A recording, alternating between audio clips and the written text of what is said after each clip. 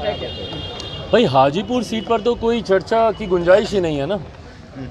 हाजीपुर मैं पहले भी कह चुका हूँ, मेरे नेता के अधूरे कार्यों को, और ये किसी भी पुत्र का धर्म होता है कि वो अपने पिता के अधूरे कार्यों को पूरा करे।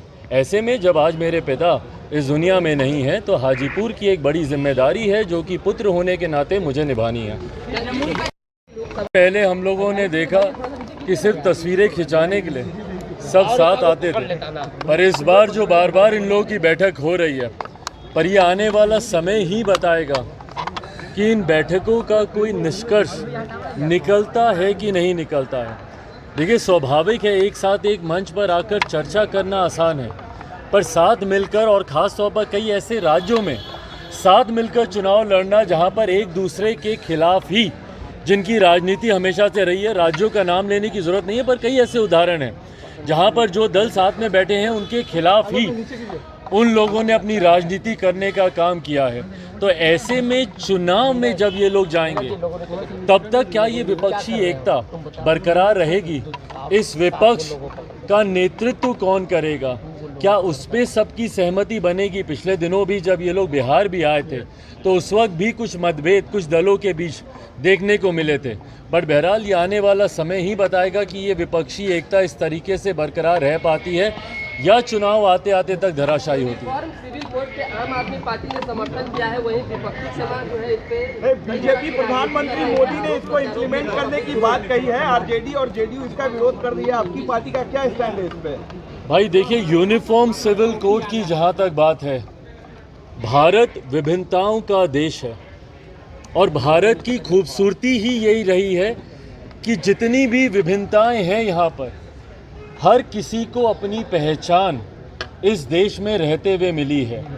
ऐसे में जब यूनिफॉर्म सिविल कोड की बात आती है, जब तक इसका ड्राफ्ट सामने नहीं आता, ये लॉ कमीशन की पहली जिम्मेदारी बनती है कि भाई इसका ड्राफ्ट तो दें, जहाँ पर अलग अलग धर्म हैं, अलग अलग समुदाय हैं, अलग अलग नियम कायदे कानून परंपराएं हैं। आप एक ही धर्म में देखिएगा तो कई अलग अलग क्षेत्रों में जाके परंपराएं बदलती हैं और वो उन परंपराओं को मानते हैं। अगर आप हिंदू मैरिज एक्ट को ही ले लें तो अब ऊपर नॉर्थ में अलग हैं, डाउन साउथ जाते जाते तक नॉर्थ में उसके नियम कायदे कानून अलग हैं, रिश्तेदार जनरेशन्स में आप नहीं कर सकते, डाउन साउथ जाते जाते अपने अंकल के साथ आप शादी ब्याह कर सकते। तो कई ऐसे नियम कायदे कानून हैं। आप ईस्ट में जाएंगे, ईस्ट की परंपराएं और हैं, साउथ की और हैं, नॉर्थ की और हैं। तो ऐसे में जब यूनिफॉर्म सिविल कोड की बात आती है तो वो क्या ड्राफ्ट है, जब तक लॉ कमीशन उस ड्राफ्ट को आपके सामने नहीं रखता, मुझे नहीं लगता कि इस पर किसी का भी कोई भी टिप्पणी करना उचित है। एक बार वो ड्राफ्ट आएगा, उस ड्राफ्ट को मैं, मेरी पार्टी पूरी गंभीरता से हम लोग उसका अध्ययन करेंगे और उसके बाद ही उस पर अपनी टिप्पणी देना उचित है। 3 जुलाई को और पार्टी मीटिंग बुलाई गई है इस मामले पे। 3 जुलाई को और पार्टी मीटिंग है। एनडीए की तरफ चले गए, अब तक आपका स्टैंड क्लियर नहीं हो पाया है। अरे प्रभु, ये कोई चर्चा का विषय थोड़ी है कि मैं किसके साथ जा रहा हूँ नहीं जा रहा हूँ। मैंने बार बार इस बात को कहा, सही समय आने पर, आज चुनाव तो नहीं है ना भाई, ना ही कल चुनाव आ रहे हैं, ना ही कोई चुनाव की अधिसूचना अभी आई है। अभी समय है और मैं निरंतरता में एक ही बात को मैं कहता रहा हूँ कि जब चुनाव सामने आएंगे, गठबंधन किसके साथ होगा, यकीनन लोक जनशक्ति पार्टी रामविलास अगला चुनाव गठबंधन के तहत लड़ेगी, पर वो किसके साथ गठबंधन होगा वो सही समय आने पर ही फैसला लिया जाएगा। अमित शाह ने नीतीश कुमार को लेकर कहा कि अमित शाह ने कहा कि नीतीश कुमार पलटू है, उन पर भरोसा नहीं किया जा सकता है, हर बार पाला बदलते हैं, ऐसे के साथ कैसे सरकार हम चला सकते हैं? भाई ये बात भारतीय जनता पार्टी से बेहतर तो कोई नहीं जान सकता कि कितनी बार नीतीश कुमार जी ने उन्हें धोखा देने का काम किया है। तो ऐसे में जब आदरणीय केंद्रीय गृह मंत्री अमित शाह जी ने इन बातों को रखा है तो वो सही बोल रहे हैं इस बात को लेकर।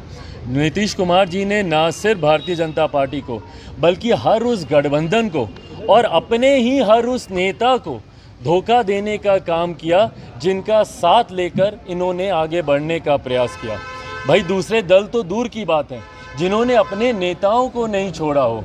कोई भूल सकता है इन्होंने जौहर साहब के साथ क्या किया, या दिग्विजय बाबू के साथ क्या किया, या शरद यादव जी के साथ क्या किया, या इनकी अपनी पार्टी के नेता आरसीपी जी जो आज इनसे अलग हुए हैं, उनको किस तरीके से इन्होंने प्रताड़ित करने का काम किया। समय समय पर अपने स्वार्थ के लिए, गठबंधन को बदलने के लिए जिस नेता ने घटक दलों को धोखा देने का काम किया, तो ऐसे में उनको आईना ही दिखा रहे हैं मौजूदा गृह मंत्री जी।